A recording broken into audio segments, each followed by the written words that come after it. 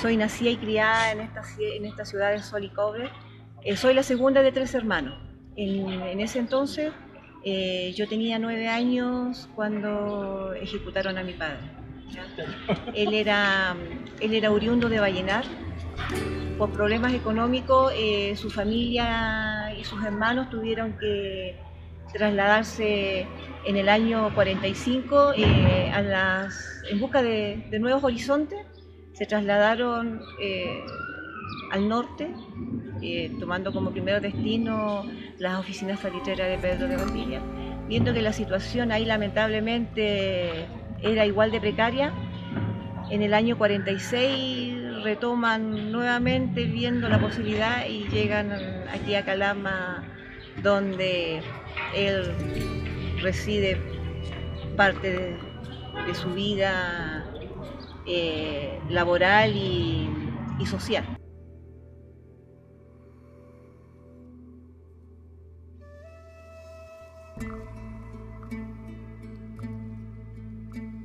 Él trabajaba en la empresa nacional de explosivos DuPont, que ahora es ENAIS. ¿Ya? Él se desempeñaba como obrero en esa oficina. Sí, era simpatizante y apoyaba las ideologías de aquel entonces presidente Salvador Allende, ¿ya? Lo cual a él no era un delito, no era una situación a la cual lo llevó a que lamentablemente cayera en manos de su genocida, ¿ya? Quienes lo torturaron y masacraron hasta provocarles la muerte. ¿Cómo se gesta entonces esta agrupación? Ya, viendo la necesidad de que cuando a mi madre fueron a nuestro domicilio, fue el capellán Luis Jorquera a avisar de que habían sido fusilados ellos. Él aduce de que lamentablemente dice el día de ayer me refiero al 19 de octubre, que fue el día en que lo ejecutaron, habían habido bajas y que lamentablemente él había sido ejecutado, con el compromiso de que el ejército se iba a hacer cargo de los funerales y que iba a ser una posterior entrega de 1 año, fecha que nunca llegó, porque lamentablemente usted sabe de que todas las órdenes era eliminar y hacer desaparecer cualquier vestigio de ellos. En vista de esa circunstancia pasó el tiempo y las mujeres vieron la necesidad de que realmente no había justicia, no había nadie que se hiciera cargo de los hechos que habían acontecido, y se unieron ellas de una forma de acallar su dolor y acompañarse en el momento que se estaba viviendo en esa época.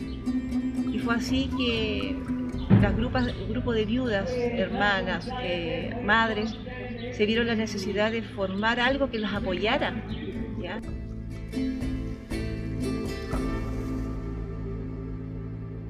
Era una búsqueda incierta porque realmente no habían antecedentes, no había nada que pudiera esclarecer y poder encontrar sus restos.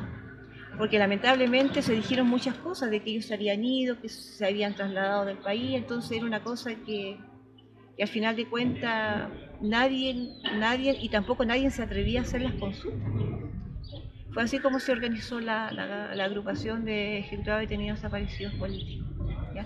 Se juntaban en forma clandestina en la casa de Violeta Berrío, que en ese entonces ella fue el estandarte porque ella era sola, entonces ella decía de que no había problema de que en algún momento si sucedía algo ella estaba dispuesta, porque lamentablemente todas las otras mujeres tenían hijos. ¿Ya? Yo, de mi familia, justamente ese día 19 de octubre, mi hermano mayor cumplía 12 años. ¿Ya? Y yo tengo un hermano pequeño de 9 años. En ese entonces tenía un hermano pequeño que tenía 7 meses. Entonces, esa fue la necesidad. Y ahí, con antecedentes y datos que empezaron a recibir, empezaron a llegar a sus oídos, fue cuando se lanzaron al desierto incierto, en busca de lo que algún día habían sido sus seres queridos. Mi madre empezó a las reuniones, a las idas al desierto, que fueron idas inciertas porque lamentablemente la inmensidad del desierto es tan grande y no había un punto de referencia que les dijera, bueno, en este sector fue, como así también jugaron mucho con su sensibilidad, con su dolor, con su desesperación, hubieron muchas malas informaciones. Hasta que en el año 90 llega la información de que se había encontrado una fosa clandestina donde habían sido removidos 26 personas que ahí se encontraban. ¿Ya? Lamentablemente esa fue la famosa denominada el retiro de televisores, que le decían de que habían sacado restos o sea, los cuerpos que en ese momento estaban ahí sepultados, ocultados, porque fue un ocultamiento que hicieron, un ocultamiento malicioso. Y ahí empezó todo un trámite de identificación, que imagínense, cuando ellas empezaron a encontrar los pocos restos que quedaban ahí en esa fosa, guardaban restos. ¿Por qué? Porque el apoyo que venía del Ministerio del Interior, el apoyo que había del Instituto Médico Legal, era como limitado. ¿Ya? Dieron un tiempo para encontrar, y si no se encontraban más restos, eso lamentablemente iba a concluir. Entonces, para que esto no se cerrara y se lograra obtener el objetivo por el cual se había luchado por tantos años, ellas ocultaban restos. Si encontraban un día, no sé, 5 restos, entregaban 2 y guardaban 3 para lo que pudiera pasar al día siguiente. Esa fue la estrategia para poder mantener y para poder seguir y encontrar finalmente todo lo que se necesitaba saber. Fue un trabajo arduo, fue un trabajo de mucho dolor y de mucha paciencia también, porque lamentablemente nosotros estábamos en un periodo de transición, que era un periodo limitado. Mire, yo le voy a decir un contexto que cuando fue el retorno a la democracia, que lo primero fue un periodo de transición. Elwin lo dijo muy claro. Él dijo, se va a obtener justicia en la medida de lo posible. Entonces, ¿qué quiere decir en la medida de lo posible? Que al final de cuentas nosotros jamás nunca íbamos a tener justicia. Tampoco por la forma en que ellos murieron, porque ellos aparte, primero a ellos los torturaron, los masacraron, los desmembraron, ¿ya? Y después los ejecutaron, ¿ya? Después imagínense, cuando hubo la remoción de cuerpos, ellos pasaron una retroexcavadora y los restos que cayeron de las uñas es lo que nosotros tenemos. Entonces, ¿qué significa? Que un hombre se convirtió en fragmento. Entonces, para nosotros eso es mucho más doloroso, ¿ya? Es mucho más doloroso porque, ¿cómo se llama? El dolor era más profundo, porque el anhelo de nosotros era encontrar un cuerpo que dijera, ya, este era la persona que murió por sus ideales, ¿ya?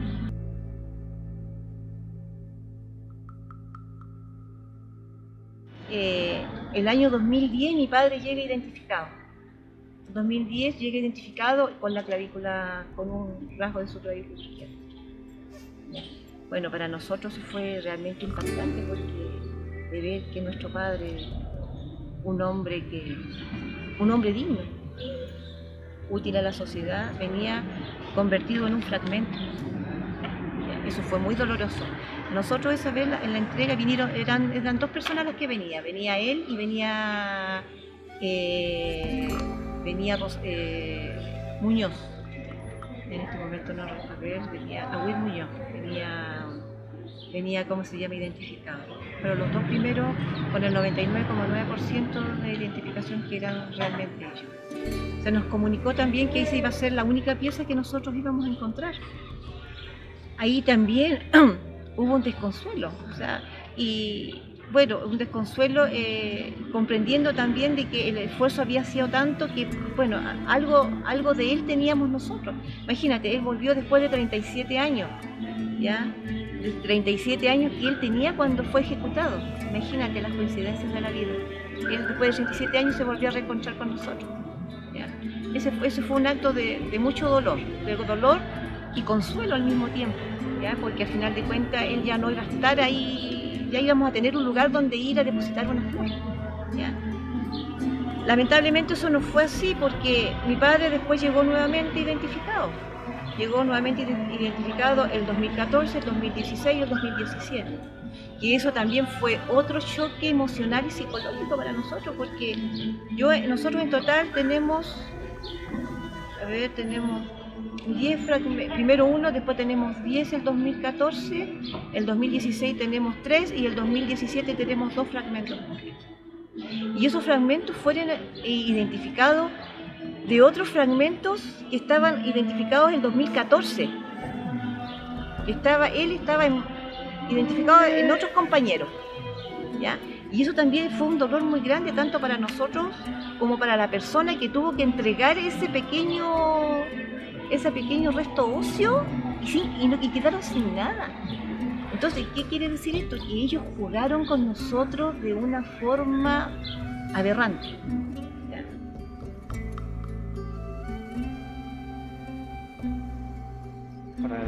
Mira, yo más que nada te digo de que primero uno tiene que interiorizarse, leer, escuchar, ¿ya? No hacer, ¿cómo te dijera yo? Un comentario, no hablar de algo que uno no conoce. Nosotros, ese más que nada el objetivo de nuestra agrupación, es dar a conocer y estar atentos. Y estar atentos, porque hechos como estos no estamos ajenos que se vuelvan a repetir. Imagínense, haciendo un análisis, después de 100 años, que fue la matanza de Santa María, y después, entre medio de ese año fue el problema de la, ¿cómo se llama? Lo que sucedió en Antofagasta también, que fue también el 14 de febrero. Todo eso fueron hechos por causas sociales, ¿ya? Entonces lo que tenemos que hacer es estar atentos, ¿ya? La instrucción, el leer, el interiorizarse de lo que está pasando, ¿ya? No ser ajeno que, bueno, les pasó eso a ellos, a nosotros no nos va a pasar. Lamentablemente eso no fue. Imagínense, el estallido social, que también fueron actos represivos, ¿ya? Que también se vio involucrada la ciudadanía. Entonces, nosotros lo que tenemos es la memoria. Si otros olvidan, los amigos y la familia no deben olvidar. Porque nosotros tenemos un lema que decimos, si somos parte de la historia, estamos en tu memoria.